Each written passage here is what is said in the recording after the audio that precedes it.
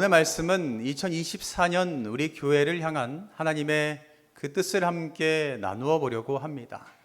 여러분, 오늘 말씀 가운데 우리 교회 표를 알려드리려고 하는데요. 우리 교회 표가 뭐라고 쓰여 있어요? 말씀과 동행하는 교회. 뭐라고요? 말씀과 동행하는 교회. 이 말씀이 떠나지 않는 우리 교회가 되었으면 좋겠고요. 말씀이 떠나지 않는 가정이 되었으면 좋겠습니다. 더 나아가 말씀이 떠나지 않는 개개인 성도님들이 되셨으면 좋겠습니다. 그러면 어떤 은혜가 있겠어요? 하나님께서 주신 그 부흥의 역사가 온전히 나타나게 될 줄 믿습니다. 여러분, 건물을 지을 때 가장 중요한 것이 무엇이라고 생각하세요? 그것은 기둥을 어떻게 세우느냐라는 것입니다. 그리고 얼마나 깊이 파고 그 깊은 곳에 기둥을 세우느냐가 중요하죠. 우리가 높이 건물을 쌓으려고 할수록 땅의 깊이는 어때요? 더 깊어질 수밖에 없습니다. 그래야지만 기둥이 흔들리지 않는다라는 것입니다.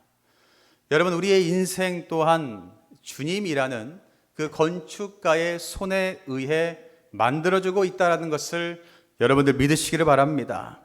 그러면 좋은 집을 짓는 것, 그것은 어떠한 의미를 가지고 있을까요? 여러분, 좋은 집이라고 이야기하면 외형이 아름답고 화려한 그런 집이 좋은 집이다라고 이야기할 수도 있습니다. 그런데 흔들리고 무너지면 그 또한 좋은 집이 아닙니다. 그래서 좋은 집이라고 말할 때는요, 기초가 튼튼한 집, 아무리 흔들려도 무너지지 않는 집, 그 집을 좋은 집이다라고 사람들은 이야기합니다. 우리 모두가 그러한 흔들리지 않고 무너지지 않는 좋은 성전 되시기를 주님의 이름으로 간절히 축복합니다. 우리 주님께서는 우리가 성전 되어야 된다라고 말씀하고 있잖아요. 그 성전 가운데 주님께서 임하시겠다라고 말씀을 하십니다. 그러면 주님이 임하실 수 있도록 우리는 그 성전을 외형만 아름답게 꾸미는 것이 아니라 흔들리지 않는 말씀 위에 튼튼하게 짓는 것, 그것이 필요하다라는 것입니다. 여러분, 그렇게 좋은 집이 되기 위한 첫걸음이 바로 땅을 깊이 파고 기둥을 세우는 것이다 라고 이야기했습니다.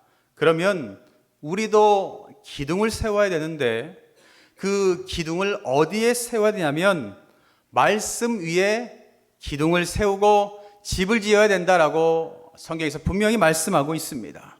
마태복음 7장 24절에 이렇게 말씀하시죠. 그러므로 누구든지 나의 이 말을 듣고 행하는 자는 그 집을 반석 위에 지은 지혜로운 사람 같은 일이라고 말하고 있습니다. 25절에 비가 내리고 창수가 나고 바람이 불어 그 집에 부딪히되 무너지지 아니하나니 이는 주추를 반석 위에 놓은 까닭이다 라고 말씀하고 있어요. 우리 주님께서는요, 지혜로운 사람은 어떤 상황에서도 흔들리지 않는다라고 말씀하고 있습니다. 왜냐하면 말씀 위에 서 있기 때문이다라는 것입니다. 반면에 26절에 또한 이렇게 말씀하세요. 나의 이 말을 듣고 행하지 아니하는 자는 그 집을 모래 위에 지은 어리석은 사람 같으리니 27절에 비가 내리고 창수가 나고 바람이 불어 그 집에 부딪힘에 무너져 그 무너짐이 심하니라 라고 말씀하고 있습니다. 앞에서는 지혜로운 사람, 뒤에서는 어리석은 사람이다 라고 말씀하시면서 어리석은 사람은 어떠한 상황이 와도 흔들리고 넘어진다라고 말씀하고 있습니다. 여러분, 여기서 공통점이 무엇이냐면 우리 주님께서 말씀하세요. 누구든지 나의 이 말을 듣고 라고 말씀하세요. 우리에게도 동일하게 말씀하십니다. 누구든지 주님의 그 말씀은 다 듣습니다. 그 말씀을 다 듣는데 그 결과는 지혜로운 사람과 어리석은 사람으로 나뉜다라는 것을 여러분 기억하시기를 바랍니다. 이 말씀은요, 예수님께서 산상보훈의 말씀을 다 마치시고 제자들에게 다짐을 받으시면서 했던 말씀입니다. 이 말씀이 삶 가운데 꼭 필요하니 너는 이 말씀을 꼭 붙잡아라 라는 다짐과도 같은 말씀이세요.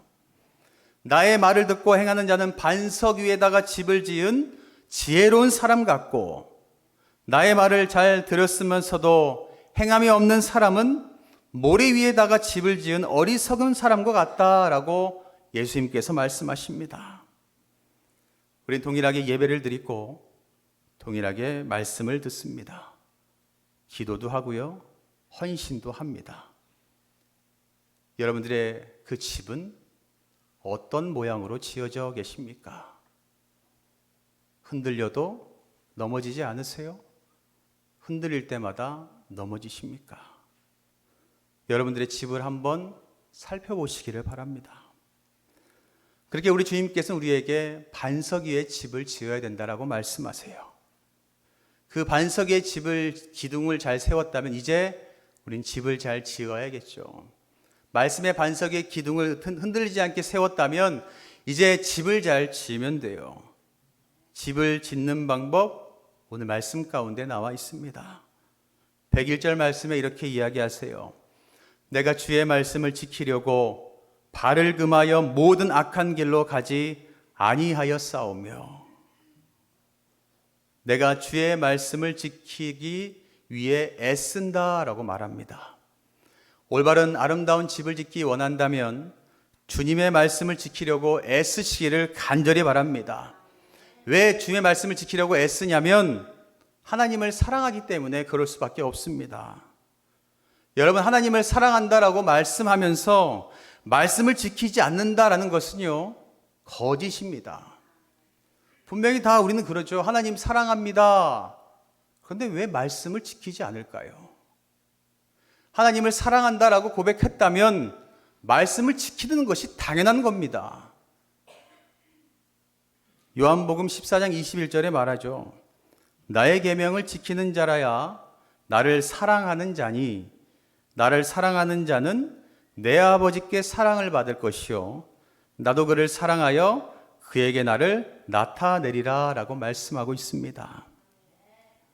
하나님께서 주신 그 말씀을 지키는 자, 그 자가 바로 하나님을 사랑하는 사람이고 그 사람을 바라보시고 하나님도 사랑하시겠다라고 분명히 말씀하고 있습니다. 여러분들의 집을 짓기 위해서 말씀을 지키려고 애쓰는 수고가 있기를 간절히 축복합니다. 또한 하나님을 사랑하는 사람, 말씀을 지키는 사람, 그런 집을 짓길 원하는 사람은요, 101절의 두 번의 후반절에 말하죠.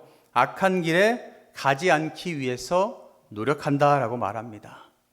말씀을 지키기 위해서, 하나님을 사랑하니 말씀을 지키려고 애쓰는 사람은 악한 길에 가지 않기 위해서 노력한다라고 말씀하고 있어요.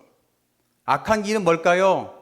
비방하는 것, 이웃을 때리거나 이웃에게 손해를 끼치는 것, 가난한 자를 외면하는 것, 서로 비방하여 싸움 나게 하는 것, 이것이 악한 길이다라고 말하고 있어요. 하나님을 사랑하고 말씀을 지키려고 애쓰는 사람은 악한 길에 가지 않기 위해서 노력한다라고 말하고 있습니다. 여러분, 그 길 가운데 서지 않으시기를 간절히 축복합니다. 그래야지만 여러분들의 집이 아름답게 지어질 수 있어요. 또한 하나님을 사랑하는 사람, 말씀을 지키기 위해서 애쓰는 사람은요, 102절에 말하고 있어요. 주께서 나를 가르치셨으므로 내가 주의 규례들에서 떠나지 아니하였나이다 라고 말하고 있습니다. 주의 규례를 떠나지 않는다. 하나님의 말씀 가까이에서 떠나지 않는다 라고 말하고 있습니다. 여러분들을 위해서 말씀을 가르치는 사람은 접니다. 여러분들을 위해서 보내주신 분도요, 저거든요. 여러분들에게 필요한 말씀을 전하는 사람도 저입니다. 여러분들 저를 위해서 기도해 주시기를 간절히 바랍니다. 허물 없는 사람이 어디 있겠어요? 근데 그 허물을 들추려고 애쓰지 마시고 덮어주시기 바랍니다. 그리고 기도해 주세요. 그게 올바른 것 아니겠습니까?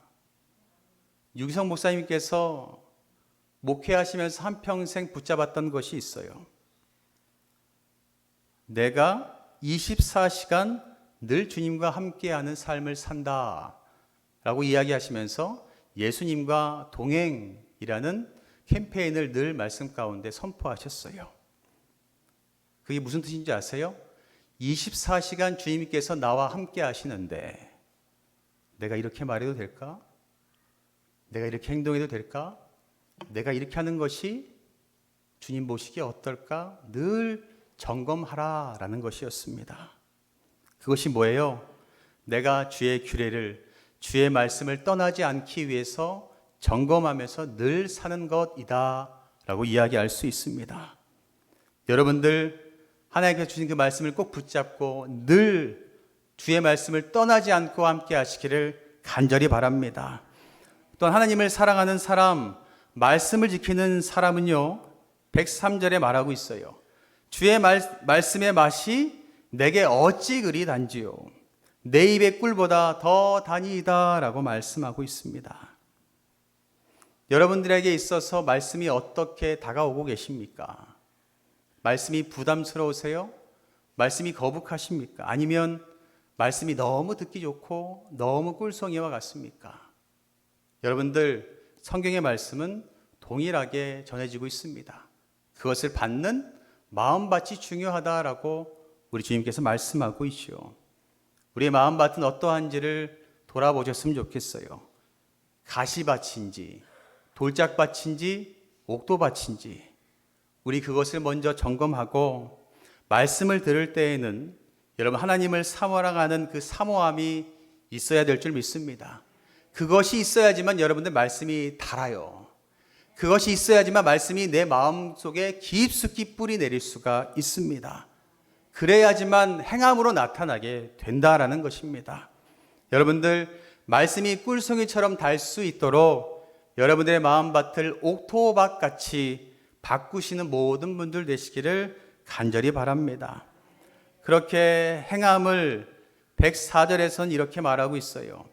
주의 법도들로 말미암아 내가 명철하게 되었으므로 모든 거짓 행위를 미워하게 되었다라고 말하고 있습니다. 하나님을 사랑하니 말씀을 지키기 위해서, 말씀을 가까이 하기 위해서 애썼다. 그리고 그 말씀이 너무 꿀송이와 같이 내 마음 가운데 깊이 뿌리 내릴 수 있었습니다. 그랬더니 내가 그 말씀으로 인하여서 지혜롭게 될 수 있게 되었습니다 라고 고백하는 겁니다. 지혜로운 사람이 되니 어때요? 거짓 행위를 미워하게 되었다라고 말씀하고 있어요. 하나님은요 선하신 분이시기에 거짓과는 가까이 할 수 없어요. 함께 하실 수 없죠. 우리가 하나님과 늘 가까이 하며 말씀을 듣는다면 우리는 지혜를 얻게 되고 그 지혜로 무엇을 깨달을 수 있냐면 하나님은 거짓과 함께 할 수 없구나라는 것을 깨닫고 거짓된 행위 자리에서 벗어날 수밖에 없다라는 것입니다.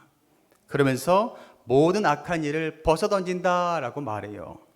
여기서 말하는 모든 악한 일은요 도둑질, 시기, 비방, 폭행, 질투 여러 가지들 많이 있죠. 그런 것들을 벗어던질 수 있게 된다라는 것입니다. 하나님을 사랑할수록 말씀을 지키는 자는 이렇게 변화가 일어나게 된다라는 것입니다. 사랑하는 성도 여러분, 하나님은 우리를 사랑하십니다. 믿으십니까? 하나님은 우리를 사랑하세요. 그리고 그 사랑을 우리도 너무나 잘 알고 고백을 합니다. 뭐라고 고백해요? 저도 주님을 사랑합니다. 나도 주님을 사랑합니다 라고 고백합니다. 언제요? 세례 받을 때 그렇게 고백하죠.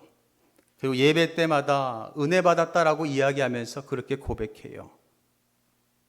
그러면 늘 가까이 말씀을 하면서 말씀을 가까이 하면서 선포하며 사는 것이 당연합니다.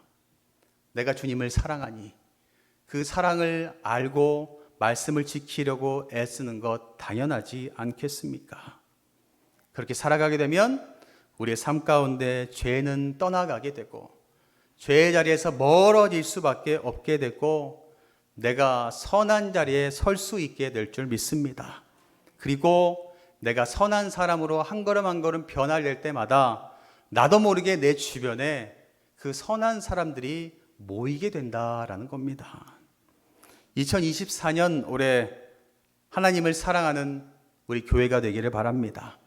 하나님을 사랑하는 가정이, 하나님을 사랑하는 모든 성도들이 되시기를 간절히 축복합니다. 그 다짐을 가지고 우리 한번 결단했으면 좋겠는데요. 105절 말씀이에요. 우리 105절 말씀을 함께 합독하겠습니다. 주의 말씀은 내 발의 등이요 내 길의 빛이니이다. 아멘. 주님의 말씀은 우리 앞길을 비추는 빛과 같은 겁니다. 그 빛을 따라가야만 우리는 살 수 있어요. 여러분들 그 말씀을 놓지 마시고 하나님을 사랑하신다면 지키기 위해서, 가까이 하기 위해서 애쓰시기를 바랍니다. 그러면 주님께서 반드시 우리 앞길 가운데 빛을 비추어 주시고 그 빛을 따라가다 보면 우리는 복된 사람이다라는 그 말씀을 듣게 될 줄 믿습니다. 그 하나님의 계획 따라 날마다 한 걸음 한 걸음 걸어가며 변화되는 우리 모두가 되시기를 주님의 이름으로 간절히 축원합니다.